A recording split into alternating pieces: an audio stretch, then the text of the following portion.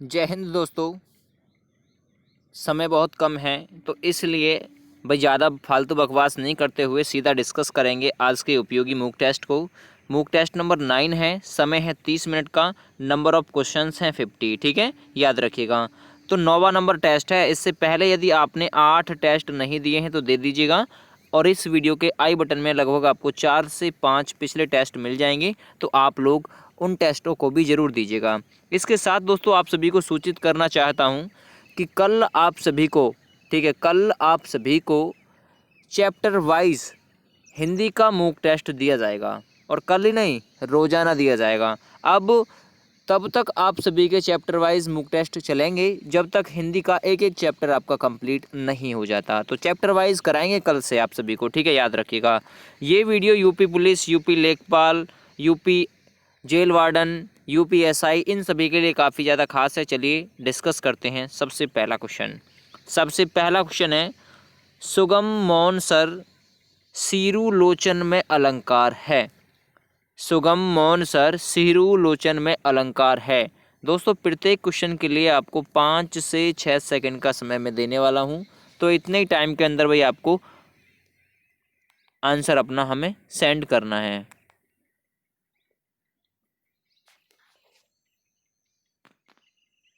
पहले नंबर का right answer है दोस्तों उपमा अलंकार। मैं तेज गति से कराऊंगा थोड़ा थोड़ा, ठीक है, जल्दी जल्दी से कमेंट करिएगा।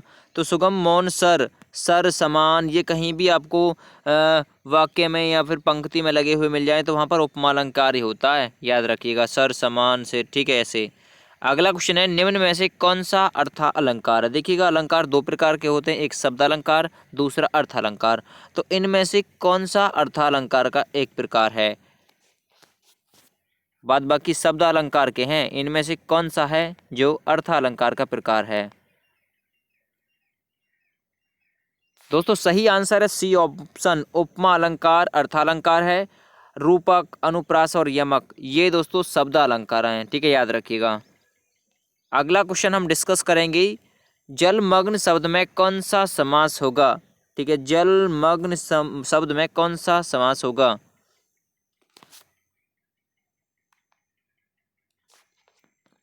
भाई सही आंसर है इसके लिए बी ऑप्शन चुना है आपने, तत्पुरुष समास, तो बिल्कुल सही आंसर हो जाएगा तत्पुरुष समास, जल में मग्न। अगला क्वेश्चन है, जिसमें कोई पद प्रधान ना हो वह कौन सा समास है। जिसमें कोई पद प्रधान ना हो समास क्या कहलाता है। सवाल नंबर 4, थोड़ा तेज गति से भी डिस्कस कराऊंगा आप सभी को मैं जल्दी जल्दी, ठीक है, आपका ज़्यादा समय भी खर्च ना हो और आपको बिल्कुल मूक टेस्ट का इंटरेस्ट भी आ जाए, ठीक है, साथ ही आप सभी को सबसे ज़्यादा इंटरेस्ट भी आ जाए और सबसे ज़्यादा आपको नॉलेज मिले, ठीक है। तो जिसमें कोई पद प्रधान ना हो वह कौन सा समास होता है, वह होता है दोस्तों बहुब्रीहि समास। यदि आपने आंसर चुना है सी ऑप्शन तो बिल्कुल सही आंसर है। आज दोस्तों आप सभी को जो आंसर्स हैं आंसर की के जरिए दिए गए हैं, इसी वीडियो के बिल्कुल लास्ट में आप सभी को आंसर की दिखा दी जाएगी। चलिए अगला क्वेश्चन है, रत्नाकर निम्न में से किसका पर्यायवाची शब्द है। रत्नाकर। सवाल नंबर 5,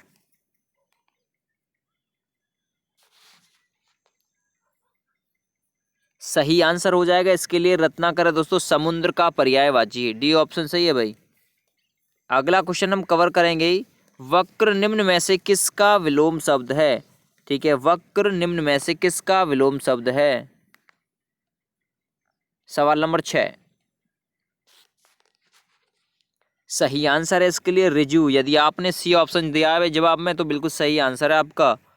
अगला क्वेश्चन है, निम्न में से कौन सा तत्सम शब्द है। तत्सम छांट के बताना है आपको। क्वेश्चन नंबर 7,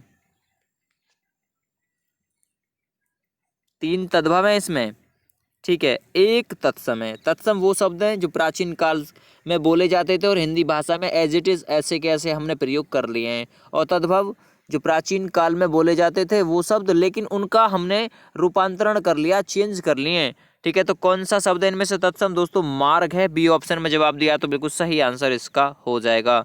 अगला क्वेश्चन है क्वेश्चन नंबर 8, गंगोदक में कौन सी संधि है। ये वीडियो यदि आपको पसंद आए तो प्लीज़ लाइक करिएगा, यूट्यूब चैनल को सब्सक्राइब भी कीजिएगा, साथ ही इस वीडियो को शेयर भी कीजिएगा। सवाल नंबर 8, गंगोदक में कौन सी संधि है। कल के टॉप स्कोरर थे सूरज, नाम है दोस्तों उनका, 36 नंबर थे उनके 37 में से। तो कल के टॉप स्कोरर का नाम मैंने घोषित कर दिया आप सभी के सामने, ठीक है। गंगोदक में कौन सी संधि है। सवाल नंबर 8, आज के टॉप स्कोरर का नाम अगली वीडियो में मैं बोलूँगा, अगली वीडियो के अंत में बोलूँगा, ये बीच में बोल दिया, ठीक है। चलिए, गंगोदक में कौन सी संधि है दोस्तों? इसके लिए राइट आंसर है गुण संधि है गंगोदक में। अगला क्वेश्चन है नेक्स्ट, गंगोर्मी का सही संधि विच्छेद कौन सा है? गंगोर्मी का संधि विच्छेद है सवाल नंबर 9।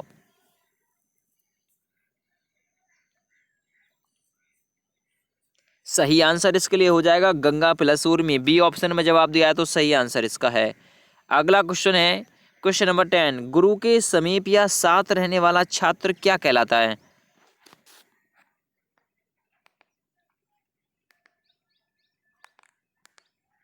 सही आंसर हो जाएगा दोस्तों, वो कहलाता है अंतेवासी। सी ऑप्शन में जवाब दिया है तो बिल्कुल सही आंसर इसका है। अगला क्वेश्चन है आप सभी के लिए, छठी का दूध याद आना मुहावरे का अर्थ क्या है? सवाल नंबर 11।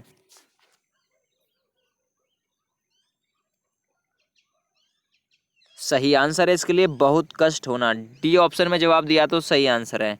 नेक्स्ट देखिएगा, निम्न में से कौन सा बहुवचन है? भाई बहुवचन की पहचान मेरा, ठीक है, और मेरे लगाने से हो जाती है। यदि वाक्य मेरे से बने तो बहुवचन, और मेरा और मेरी से बने तो एक वचन, ठीक है भाई। तो लगा लीजिए, प्राण के साथ में मेरे प्राण, जनता के साथ में लगता है मेरी जनता, आग, आग के साथ में क्या लगेगा? मेरे आग नहीं, मेरी आग, ठीक है। अगला वर्षा, मेरी लगा सकते हैं, मेरा मेरी, मेरी वर्षा, मेरे वर्षा, मेरी वर्षा, ठीक है, या मेरा वर्षा, ठीक है। तो याद रखिएगा मेरे से कौन सा बना? ए ऑप्शन, प्राण, मेरे प्राण उड़ गए, तो ए ऑप्शन सही है इसका। अगला क्वेश्चन है, निम्न में से किस शब्द की वर्तनी शुद्ध है? सवाल नंबर 13 में छांटनी है आपको शुद्ध वर्तनी।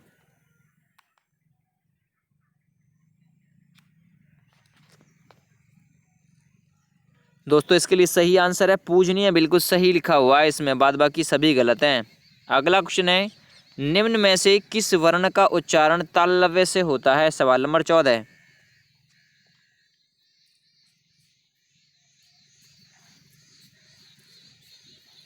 सही आंसर है इसके लिए च वर्ण, ठीक है। च वर्ण का उच्चारण इस तरह दोस्तों तालव्य से होता है।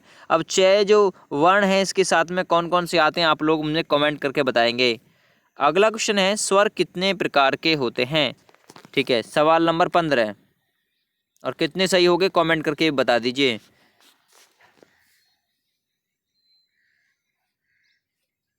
सही आंसर है दोस्तों 3 प्रकार के होते हैं, ह्रस्व स्वर, दीर्घ स्वर, ठीक है। एक और होते हैं, वो कौन से होते हैं आप लोग मुझे कमेंट करके बताएंगे। तो आप लोगों के लिए भी तो कुछ काम होना चाहिए भाई। क्वेश्चन नंबर 16 है, अदालत शब्द मूलतः किस भाषा का शब्द है? सवाल नंबर 16।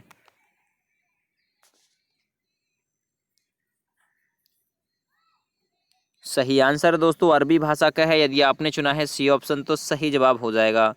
अगला क्वेश्चन है 17 नंबर, आज बहुत पानी गिरा वाक्य है, तो वाक्य कैसा है? आज बहुत पानी गिरा। सही आंसर हो जाएगा साधारण वाक्य है भाई, डी ऑप्शन सही है इसका। अगला सवाल है सवाल नंबर 18, निम्न में से किस वाक्य में अकर्मक क्रिया है? अकर्मक क्रिया यानी कि उसमें कर्म नहीं मिलेगा आप सभी को। सवाल नंबर 18, निम्न में से किस वाक्य में अकर्मक क्रिया है? इसके लिए सही आंसर है बी ऑप्शन, गेहूं पिस रहा है। इसमें आपको कर्म करने वाला दोस्तों नहीं मिलेगा, बी ऑप्शन सही है। अगला क्वेश्चन हम कवर करेंगे, मोहन नहीं आने वाला वाक्य कैसा है? मोहन नहीं आने वाला, सवाल नंबर 19।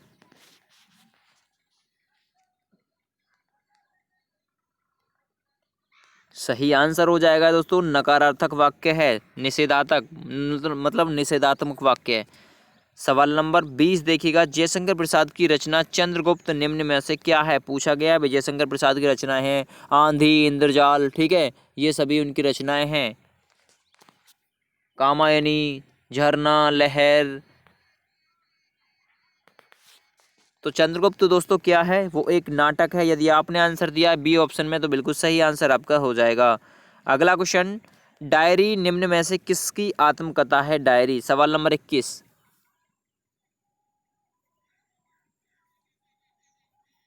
सही आंसर है इसके लिए मैच कीजिएगा, हरिवंश राय बच्चन जिसने दिया है A option, diary Harivansh Rai Bachchan की आत्मकथा है। अगला क्वेश्चन है क्वेश्चन नंबर 22, पद्मावत किसकी रचना है? पद्मावत,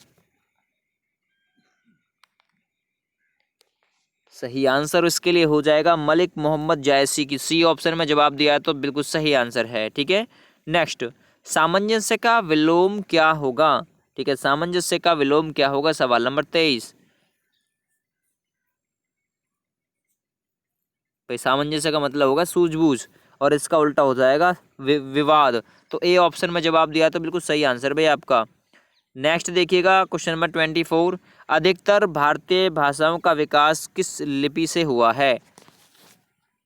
सवाल नंबर 24। अधिकतर भारतीय भाषाओं का विकास किस लिपि से हुआ है? मैच कीजिएगा अपना ब्राह्मी लिपि। यदि आपने आंसर दिया है तो बिल्कुल सही आंसर था आपका। अगला क्वेश्चन मैच कीजिएगा, शांत रस का स्थायी भाव क्या है? सवाल नंबर 25। 25 हो गए क्वेश्चन और ये बता दीजिए कितने सही हो गए आपके 25 में से।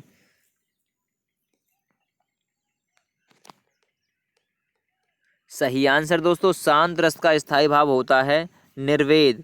ठीक है, क्रोध होता है दोस्तों रौद्र का, उत्साह वीर रस का, और ये श्रृंगार रस का होता है रति और प्रेम। ठीक है, याद रखिएगा। अगला क्वेश्चन है, सर्वरी किसका पर्यायवाची शब्द है? सर्वरी, भाई रात में ही सर्वराहट सी होती है ना, तो रात का है, याद रखिएगा। सी ऑप्शन में जवाब दिया तो बिल्कुल सही आंसर है आपका। नेक्स्ट, अल्पज्ञ का विलोम शब्द है। ठीक है, अल्पज्ञ का विलोम शब्द क्या है? सवाल नंबर 27।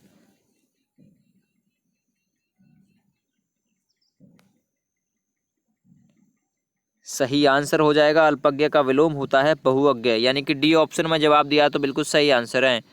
अगला क्वेश्चन है, निम्न में से कौन सा तद्भव शब्द है? तद्भव कौन सा है? तद्भव जो शब्द अब बोले जा रहे हैं तो वो कौन सा है?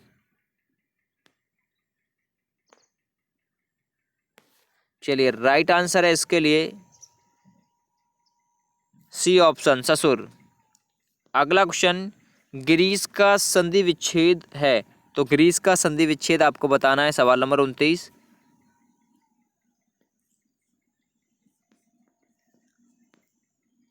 सही आंसर है, मैच कीजिएगा, ग्री प्लस ईस। ये ग्रीस वाला, ये वाला सही है, बी वाला। अगला क्वेश्चन, नरेंद्र शब्द में संधि कौन सी है? सवाल नंबर 30।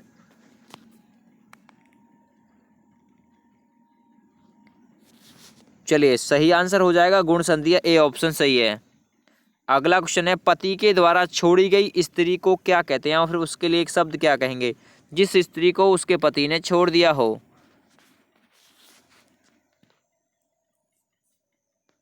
कितने सही हो गए जल्दी जल्दी से कमेंट करके बताते रहिए। टॉप स्कोरर का नाम मैं नेक्स्ट वीडियो में बोलने वाला हूँ। सही आंसर हो जाएगा दोस्तों परित्य का, यानी कि बी ऑप्शन सही है। अगला क्वेश्चन है, अपना सा मुंह लेकर रह जाना मुहावरे का अर्थ क्या है? सवाल नंबर 32। 50 प्रश्न कराऊंगा आप सभी को, बहुत ही उपयोगी प्रश्न है ये। अपना सा मुंह लेकर रह जाना मुहावरे का अर्थ होता है दोस्तों निराश हो जाना। सी ऑप्शन सही था इसका। अगला क्वेश्चन मैच कीजिएगा और कोशिश कीजिएगा सभी लोग आंसर कर पाएं। निम्न में से सही वर्तनी वाला शब्द कौन सा है? सवाल नंबर 33।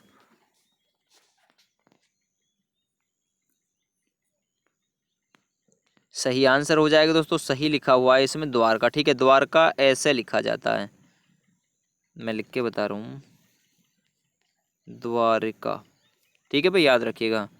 अगला क्वेश्चन है, प्रत्येक चरण में 28 मात्राओं वाला छंद कौन सा है? सवाल नंबर 34 है।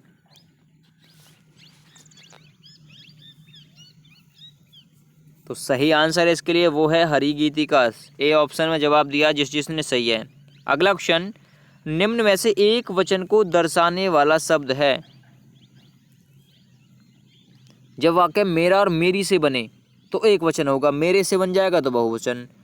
मेरे लोग, ठीक है, ये तो बहुवचन हो गया। मेरी वर्षा, मेरे आंसू और मेरे बाल, तो वर्षा हो गया भाई एक वचन को दर्शाने वाला। बी ऑप्शन बिल्कुल सही था इसका।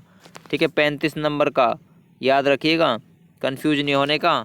अगला क्वेश्चन, तद्भव पत्रिका का प्रकाशन कहाँ से हुआ? बहुत ही उपयोगी क्वेश्चन है आप सभी के लिए। 36 नंबर, तद्भव पत्रिका का संपादन कहाँ से हुआ? सही आंसर है इसके लिए इलाहाबाद से। ए ऑप्शन सही था इसका। अगला क्वेश्चन, संप्रदान कारक का चिन्ह क्या होता है? कर्ता ने, कर्म को, यानी कर्ता का हो गया ने, कर्म का हो गया को, कर्म को, ठीक है, करण से या के द्वारा, संप्रदान को या के लिए, तो कौन सा हो गया भाई इसके लिए? तो मतलब इसके लिए होगा संप्रदान के लिए ए ऑप्शन, को या के लिए। संप्रदान यानी सदा के लिए दान, जब कोई चीज़ दूसरे को देकर मांगी ना जाए या फिर वापस ना ली जाए। अगला क्वेश्चन है क्वेश्चन नंबर 38। निम्न में से कौन सा वर्ण मूर्धन्य की श्रेणी में आता है? सवाल नंबर 38। कौन सा वर्ण मूर्धन्य की श्रेणी में आता है?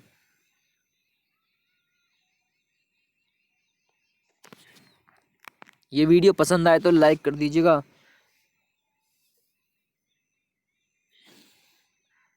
चलिए सही आंसर हो जाएगा सी ऑप्शन, बिल्कुल सही था। इसके लिए थोड़ी गले में प्रॉब्लम है। अगला क्वेश्चन है होरी मुंशी प्रेमचंद के किस उपन्यास का पात्र है? होरी।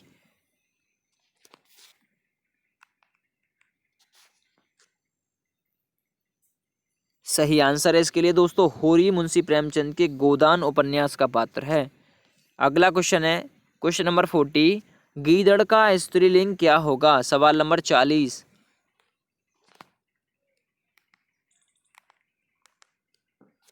सही आंसर हो जाएगा दोस्तों गीदड़ी। बी ऑप्शन में जवाब दिया तो सही आंसर था आपका।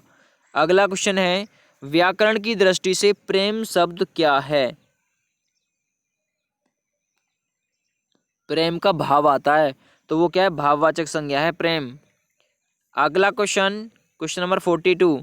सूरदास की भाषा का रूप क्या है?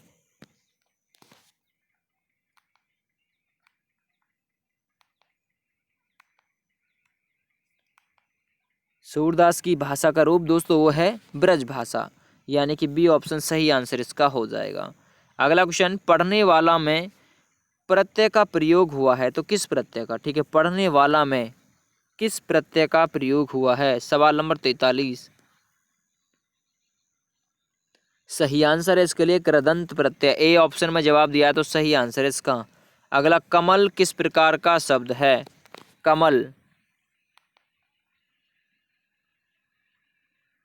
दोस्तों कमल बहुत छोटा शब्द है, संधि विच्छेद होना पॉसिबल नहीं है, तो वो है रूढ़ शब्द। अगला क्वेश्चन कवर करेंगे क्वेश्चन नंबर 45। निम्न में से कौन सी उत्तर प्रदेश की बोली नहीं है? सवाल नंबर 45।